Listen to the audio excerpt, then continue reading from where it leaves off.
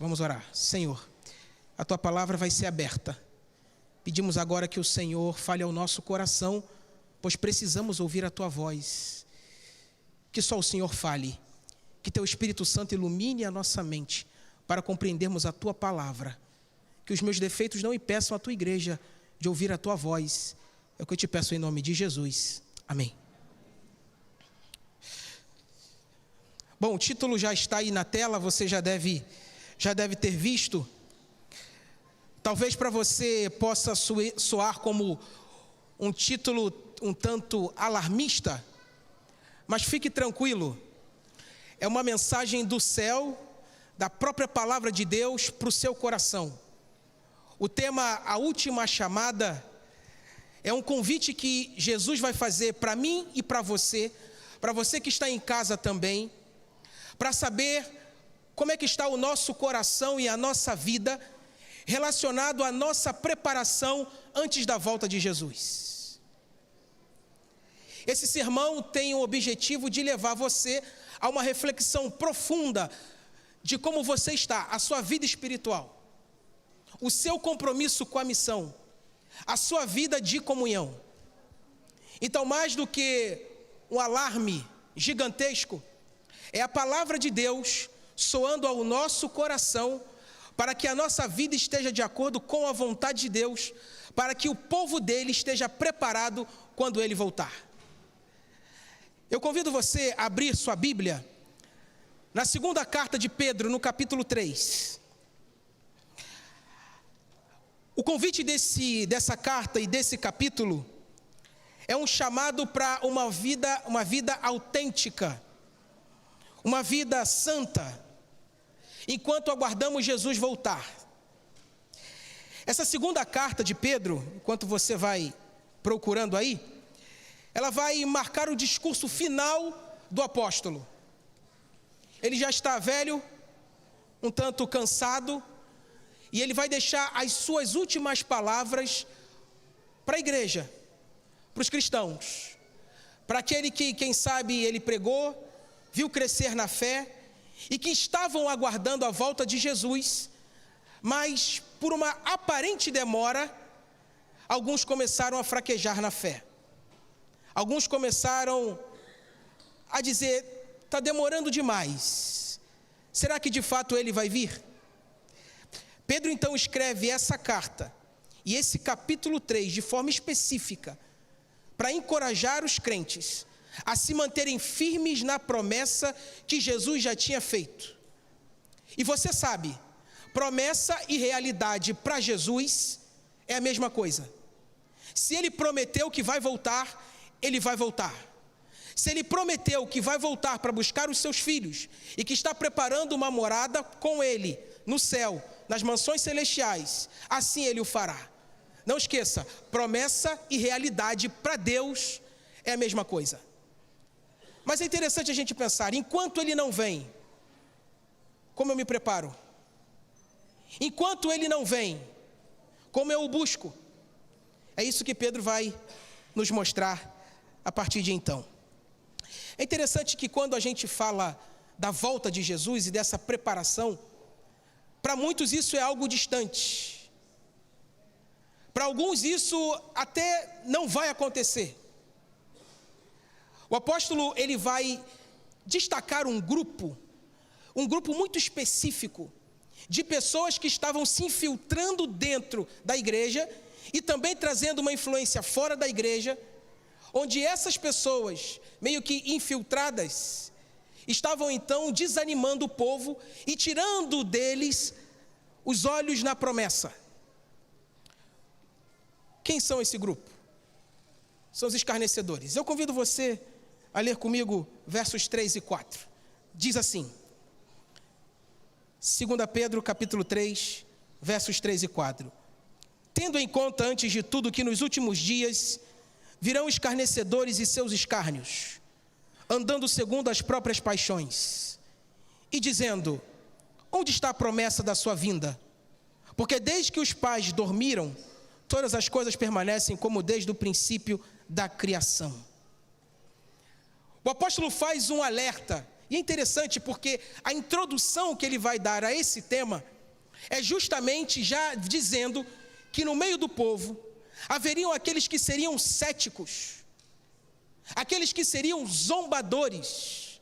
Pedro utiliza a palavra, um adjetivo para eles, os chama de escarnecedores. Eram aqueles que olhavam para os cristãos e diziam assim: vocês já estão esperando há muito tempo, seu pai já passou, sua avó já passou, seu bisavô já passou, e a promessa não se cumpriu. O que você está fazendo aí ainda?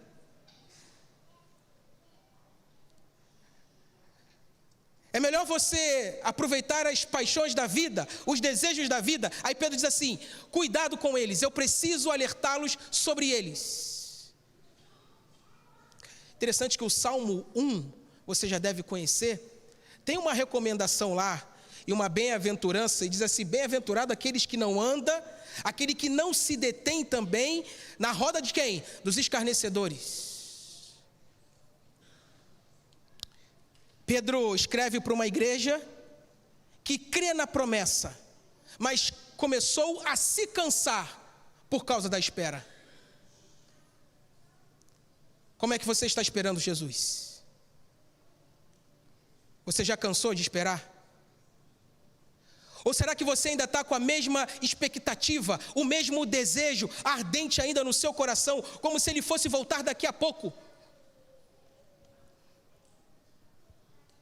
Interessante que essa palavra escarnecedores no original está lá assim: zombadores, brincalhões, aqueles que fazem piadinhas, e dizia assim: você, me perdoe o termo, você é um bocó, está deixando de desfrutar da vida por causa de uma promessa infundada e vazia.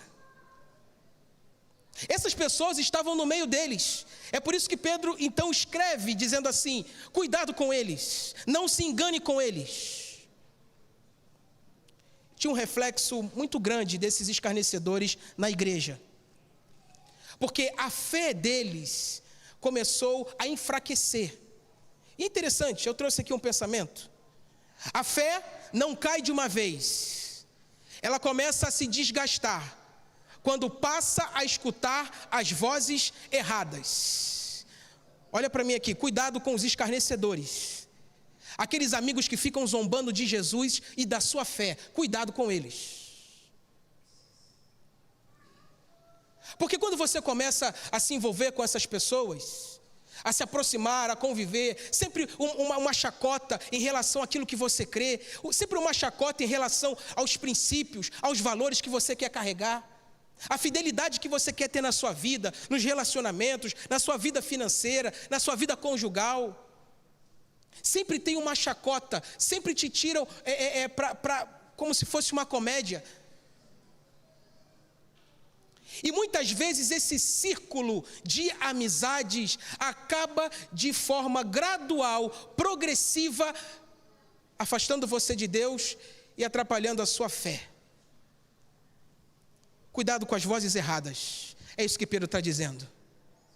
Porque as vozes erradas, elas tiram o nosso olhar da promessa, do cumprimento da palavra de Deus em nossa vida. Nós não precisamos das vozes do mundo, amigos. Nós precisamos da voz de Deus, o Criador de todas as coisas. E Ele fala conosco através da palavra. Pedro faz um grande alerta: cuidado com os escarnecedores, com aqueles que zombam, porque senão eles podem tirar de vocês o olhar da promessa, o olhar do cumprimento da palavra. E é interessante que, geralmente, Satanás utiliza dessa artimanha para poder enganar o povo de Deus. E ele diz assim: para que obedecer? Para que viver uma vida de fidelidade e de princípios? Quando a vida não quer se submeter à palavra, a mente começa a questionar a promessa. Isso é uma realidade. Quando eu já não quero mais viver conforme a palavra, os seus princípios, eu começo a questionar se de fato Jesus vai voltar ou não. E não somente isso, eu começo a questionar a vinda dele, mas também tudo aquilo que ele vai dizendo, e começo a abrir concessões na minha vida, e vou vivendo um evangelho que não é o que a Bíblia prega, não é o que a palavra ensina. Vou vivendo o evangelho que eu quero, da minha maneira, da minha forma. Isso é um grande problema. Queridos, a promessa na volta de Jesus nos ajuda a ficarmos firmes nos propósitos, a ficarmos enganjados na missão. O que dá sentido à missão é a sua brevidade, é o seu cumprimento. O sentido de urgência, o caráter de urgência da missão é justamente esse tempo que eu não sei quando vai acontecer, mas que vai acontecer. É isso que me dá o sentido da urgência. Por não saber quando eu prego, por não saber quando eu vivo fiel ao lado de Jesus, por não saber quando eu vivo uma vida santa, por não saber quando eu estou vigilante. Cuidado com os escarnecedores, cuidado com aqueles que zombam da sua fé, muito cuidado com aqueles que não querem se comprometer com a palavra. Pedro olha para esse grupo e faz um alerta para os cristãos, cuidado com eles. Aí o verso 5, Pedro vai esclarecer um pouquinho mais. Olhem comigo, diz assim: porque deliberadamente esquecem que de longo tempo houve céus como terra, a qual surgiu a água e através da água pela palavra de Deus, pela qual veio a perecer o mundo daquele tempo afogado em água. Ora, os céus que agora existem e a terra pela mesma palavra têm sido entesourados para o fogo, estando reservados para o dia do juízo e destruição dos homens ímpios. Pedro volta lá no Antigo Testamento, em Gênesis, e ele relembra o seguinte: tinham também escarnecedores naquela época, quando não acreditavam que Deus iria mandar o dilúvio. Zombaram. Mas se esquecem que Deus é o Deus da criação, o Todo-Poderoso, e que aquilo que Ele fala vai se cumprir. E aí eles olham então para a igreja, porque as pessoas começam a duvidar. E eles ficam assim, como essa imagem que eu trouxe, zombando. Olha o seu casamento, não muda. Olha a sua condição, não vai para frente. Você está perdendo tempo. Começam a zombar da nossa vida de fidelidade. E aí, isso muitas vezes, queridos, pode acabar nos desanimando, pode acabar nos afastando de Deus. Esse alerta é interessante, porque ele nos ajuda, esse alerta de Pedro é interessante porque ele nos ajuda a mantermos o foco na promessa e na palavra de Deus. Pedro utiliza aqui o exemplo da criação. Ele diz assim: todas as coisas foram feitas pelo poder da palavra de Deus. E se ele está dizendo que em breve ele vai voltar, é porque ele vai voltar. Não é uma tese hipotética, é uma certeza experimental. É algo que é sentido, é algo que é vivido. Então, em nome de Jesus, a sua vida aqui na igreja não é uma perda de tempo. A sua dedicação no estudo da Bíblia, da palavra, os seus momentos de oração, não é perda de tempo. O seu momento em família, quando você junta ali os seus filhos, as suas filhas, e você se junta, fala das promessas, fala das verdades, não é perda de tempo. Você não está aqui perdendo tempo. 4 horas de culto, você não está perdendo tempo. Você está se preparando para a volta daquele que vai cumprir a palavra, porque se ele disse que vai voltar, é porque ele vai voltar.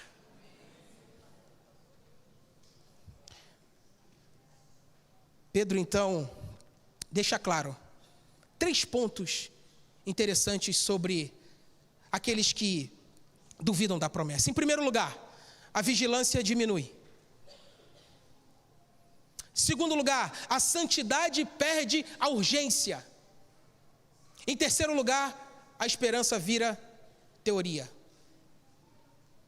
Se eu não estou esperando mais Jesus voltar, eu não vigio mais. que significa isso, pastor? Simples. Você começa a abrir mão daquilo que é básico e fundamental para toda a vida espiritual ter sucesso e crescimento. Você começa a deixar de orar, estudar a palavra, a lição da escola sabatina, fazer o seu momento devocional com Deus. Você não fica mais atento, você não fica mais vigilante. A santidade começa a ser algo, deixa para lá.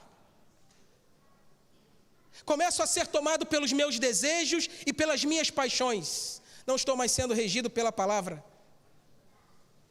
A esperança fica só na teoria, só na escrita. Eu não aguardo, eu não espero. O chamado de Pedro é para que a igreja, para que eu e você, para que nós estejamos prontos, preparados para quando Jesus voltar. Queridos, é necessário que a gente levante a voz, para que a gente alerte sobre essa última chamada. Pedro fala sobre os vigilantes, e é interessante, tem uma parábola em Lucas capítulo 12, você pode ir lá comigo? É uma parábola tanto conhecida, do servo vigilante. Lucas capítulo 12, é bem possível que Pedro tinha essa parábola em mente.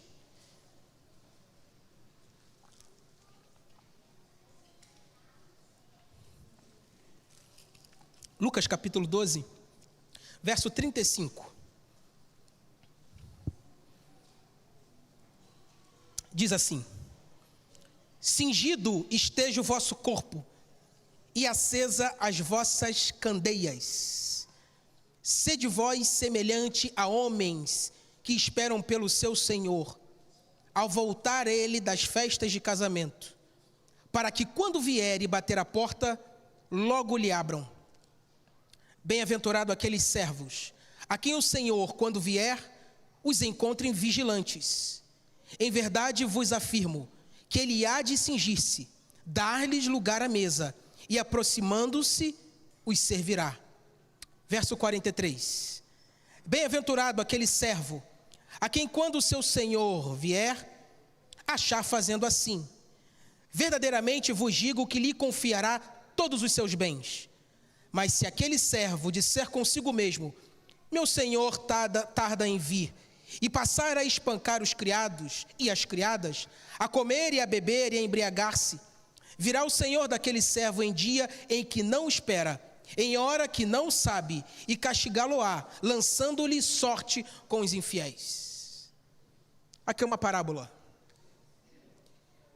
Jesus faz a distinção de dois grupos: aqueles que estarão vigilantes quando Jesus voltar, e aqueles que não estarão vigilantes quando ele voltar. O interessante é o seguinte: se você ler a parábola de forma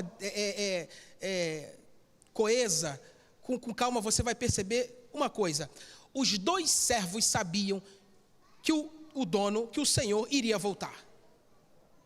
Não era falta de informação, era falta de prioridade. Não era falta de não sei. Não, eles sabiam, conheciam. A questão está em uma única palavra: preparo. O servo vigilante se prepara para o encontro quando o seu senhor chegar de forma surpreendente, surpresa, sem hora.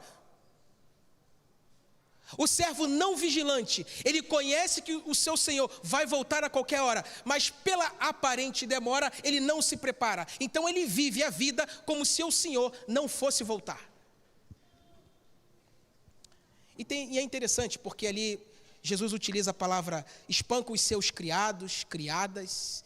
Aqui é uma questão de caráter, de moral. O servo vigilante não está preocupado com, não vigilante, não está preocupado com uma vida de santidade. É alguém que quer ser levado pelos seus desejos e suas paixões. Eu preciso fazer uma pergunta para você: que tipo de servo você é? O servo vigilante? Aquele que vive preparado, mesmo sem saber a hora? Ou será que você é o servo negligente? Começa bem, mas relaxa, porque o Senhor está demorando. Que tipo de servo você é? Como é que está o seu coração, a sua vida hoje? Quais têm sido as suas motivações para poder estar aqui? O que leva você, sábado, domingo, quarta-feira, abrir o seu armário, pegar a sua roupa, vir para a igreja, estudar a palavra? Quais são as suas motivações? As suas expectativas? Onde é que realmente está o seu coração? Essa pergunta é você que tem que responder. Estamos sendo parte do grupo daqueles que aguardam e estamos vigilantes, atentos, porque o nosso Senhor pode vir a qualquer hora, a qualquer momento.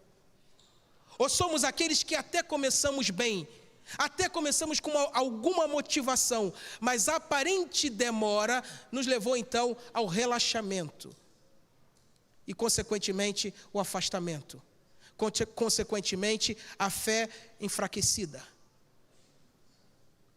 Que grupo você está fazendo parte? Só você pode responder. Pedro então continua. Vamos lá voltar para 1 Pedro capítulo 3. É lá que a gente está? Era só para ver se vocês estavam vigilantes. 2 Pedro capítulo 3. Para ver se vocês estavam atentos.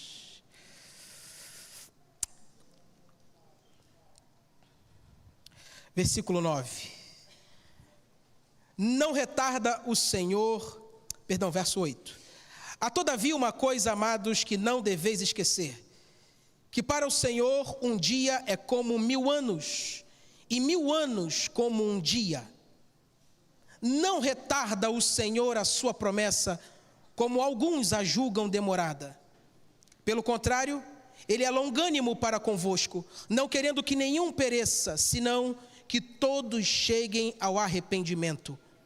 Virá, entretanto, como um ladrão, o dia do Senhor, no qual os céus passarão com estrepitoso estrondo, e os elementos se desfarão, abrasados, também a terra e as obras que nela existem serão atingidas.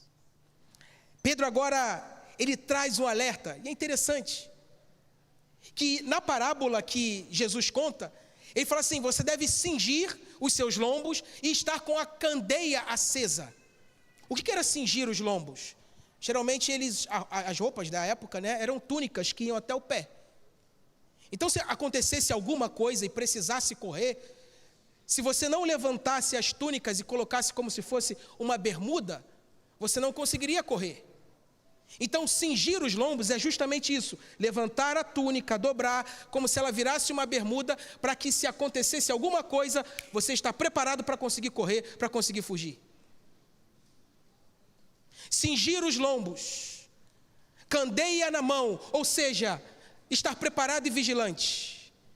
Não é viver aflito, é viver preparado. É por isso que Pedro continua o discurso, dizendo assim: porque o Senhor não demora. A diferença é que o tempo para Deus é diferente do tempo para o ser humano. A concepção de tempo é diferente. Talvez você tenha esperado algumas coisas que ainda não aconteceram na sua vida e você fala assim: Senhor, está demorando demais. Não é verdade? Tenho pedido tanto tempo, mas está demorando demais.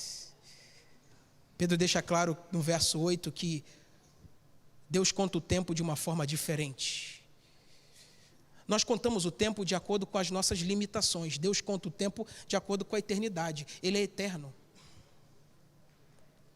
Então, se algumas coisas ainda não aconteceram na sua vida e você já tem pedido há tanto tempo, calma. Ele está no controle. Calma. Você não está sozinho. Calma, tem um Deus que é criador de todas as coisas, que sabe o momento certo de agir para poder dar vitória ao seu povo. Pedro vai explicar para eles que Jesus não está demorando, porque demora sugere atraso, e ele não se atrasa. Imagine que eu marco um compromisso com você e eu falo, 12:00 estarei aí. E eu não chego 12:15. Então isso quer dizer que eu falhei, eu errei o compromisso. Mas Pedro vai explicar que Jesus não está demorando. Vai explicar que ele não falhou em relação à sua promessa. Pedro vai dizer o real motivo de ele ainda não ter voltado. Volta para a Bíblia e você já sabe qual é. Verso 9 diz assim: pelo contrário, parte B, pelo contrário, ele é longânimo para convosco, não querendo que nenhum pereça, senão que todos cheguem ao arrependimento. Porque Jesus não voltou? É porque ele ainda quer alcançar o seu coração, a sua vida. É porque talvez eu esteja falando para pessoas que estão longe dele ainda, que não se entregaram de verdade, que vive uma vida de instável. Ora eu estou com Cristo, ora eu estou no mundo, ora eu gosto das coisas de Cristo, ora eu gosto das coisas do mundo. Esse não é o servo vigilante, mas esse é o coração que Deus quer alcançar. Jesus ainda não voltou, porque ele está esperando a sua decisão, o seu compromisso, a sua entrega, porque ele é longânimo. E pensem comigo, tem alguém que conheça mais do amor de Deus e da longanimidade de Deus do que Pedro? Aquele que disse para Jesus, todos eles, aí ele aponta para os discípulos, podem te negar, eu não, eu estou pronto para ir com o Senhor até para a morte. Todos vão te negar, Senhor, mas eu não, eu sou o cara. Jesus fala assim, é necessário que o Filho do Homem entregue a sua vida. Pedro fala assim, Senhor, para que isso? O Senhor não precisa morrer. Jesus diz para Pedro, Pedro, você vai me negar 3 vezes. Pedro não acreditou. Pedro está falando de uma experiência vivida, de algo que ele sentiu, experimentou a graça e a longanimidade e o amor de Deus, que não desistiu dele, assim como ele também não desiste de você e não desiste de mim. Mas eu preciso te dizer, ele vai voltar. E é interessante que depois de dizer isso, ele diz que essa volta de Jesus vai ser como um ladrão, ou seja, alguém que vem de surpresa, sem avisar. E aí Pedro diz assim, mas vocês precisam fazer 2 coisas. Obrigado. 2 coisas, verso 11. Visto que todas essas coisas hão de ser assim, desfeitas, deveis ser tais como os que vivem em santo procedimento e piedade, esperando e apressando a vinda de Deus, por causa do qual os céus incendiados serão desfeitos e os elementos abrasados se derreterão. Nós, porém, segundo a sua promessa, esperamos novos céus e nova terra, nos quais habita a justiça. Entre a promessa e o cumprimento tem a vida cristã. Entre aquilo que Jesus disse, o seu cumprimento, tem a vida que nós levamos.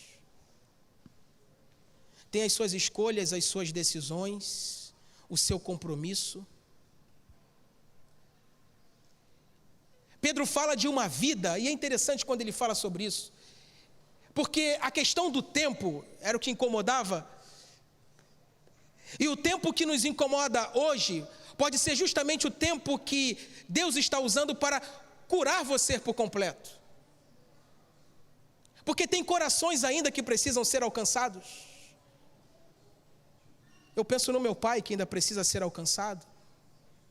Penso em tantos da minha família que ainda precisam conhecer do amor de Deus.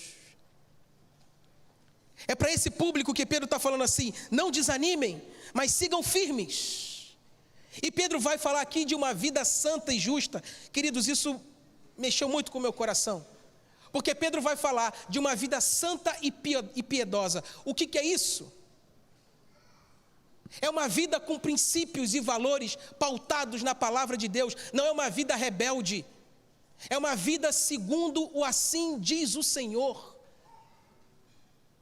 Santidade, comunhão, entrega total.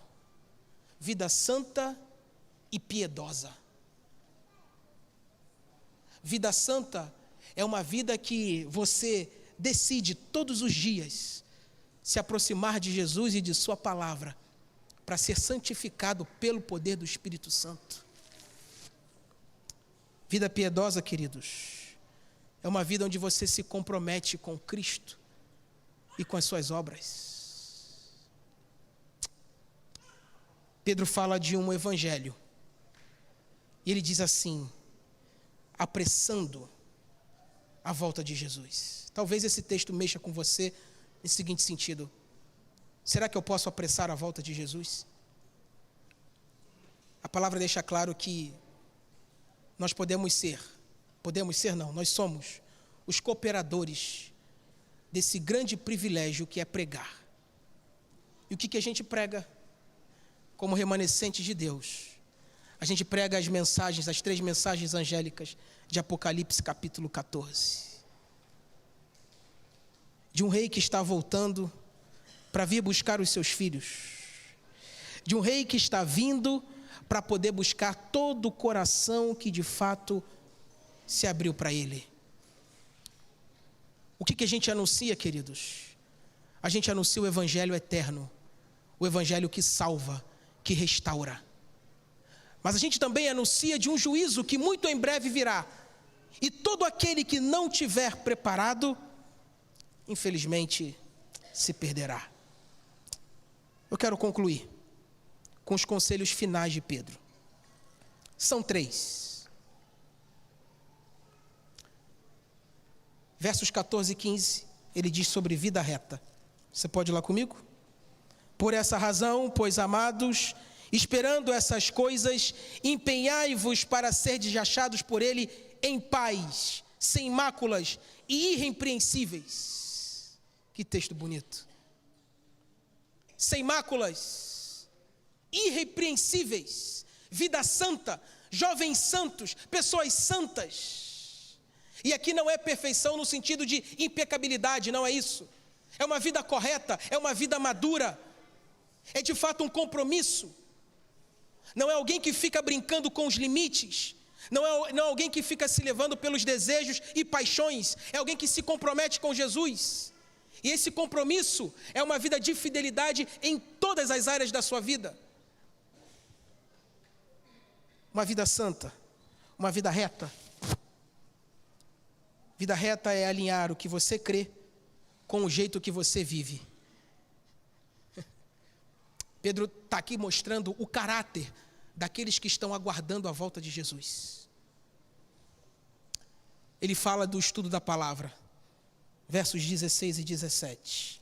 E ele diz assim: ao falar acerca desse assunto, como de fato costumava fazer em todas as suas epístolas, está falando de Paulo, nas quais há certas coisas difíceis de entender, que os ignorantes e instáveis deturpam, como também deturpam as demais escrituras para a própria destruição deles. Vós, pois, amados, prevenido como estáis de antemão, acautelai-vos, não suceda que, arrastados pelos erros desses insubordinados, descaiais da vossa própria firmeza. O que Pedro está dizendo aqui? Ele cita Paulo dizendo assim: vocês conhecem as escrituras, então se cuide para que você que está de pé não caia. Que alerta! E ele fala assim: é a palavra, é o estudo da palavra, é a devoção na palavra, que você fica firme contra o erro. É o estudo da palavra que faz um jovem permanecer fiel aos seus princípios. É o estudo da palavra que mantém firme a nossa fé. Por isso, como é que está a sua vida em relação à palavra, ao compromisso com a palavra? É ela que te sustenta. É isso que Pedro está falando. Para que você que estava firme não caia. E ele fala: cresça em Cristo. Verso 18. Antes crescei na graça e no conhecimento do nosso Senhor e Salvador Jesus Cristo. A Ele seja a glória, tanto agora como no dia eterno. Quero concluir com esse pensamento e depois com 3 lições rápidas para você. Testemunhos para a Igreja, volume 1, página 413. Não basta fazer um bom começo. É necessário perseverar até o fim. Lembra daquele gráfico? Entre a promessa e o cumprimento tem a vida cristã. Entre a promessa e o cumprimento tem as suas decisões. Entre a promessa e o cumprimento tem as suas escolhas. Entre a promessa e o cumprimento tem o seu compromisso. Não basta começar bem. Tem que terminar bem. E só termina bem quem persevera até o final. Pode ser que você já viu muitas pessoas descansando, passando, e você fala assim: ele está demorando. Ele vai voltar. Ele vai voltar. Creia nisso. 3 lições para a gente encerrar. Primeiro, a paciência de Deus é uma oportunidade. Deus está dando tempo para você se arrepender. Para você que está em casa, em nome de Jesus, e está ouvindo essa palavra, Deus está dando tempo para você decidir, para você voltar para Ele. Há pessoas aqui que talvez estão longe dos caminhos do Senhor. Ele está te chamando de volta. Volta, filho. Em nome de Jesus, volta. Volta para os braços do Pai. Mas tem uma segunda lição: viva de modo coerente. É isso que você crê? Então viva. É a palavra que você estuda? Então viva de acordo com a palavra. Pedro vai usar uma palavra ali: não sejam instáveis, não oscilem. Ora eu estou um crente muito quente, fervoroso, ora eu não quero saber de mais nada. Terceira e última lição: não estacione na fé. A última chamada é para aqueles que não têm medo de avançar. Que em nome de Jesus você esteja vigilante, porque Ele vai cumprir a promessa de voltar.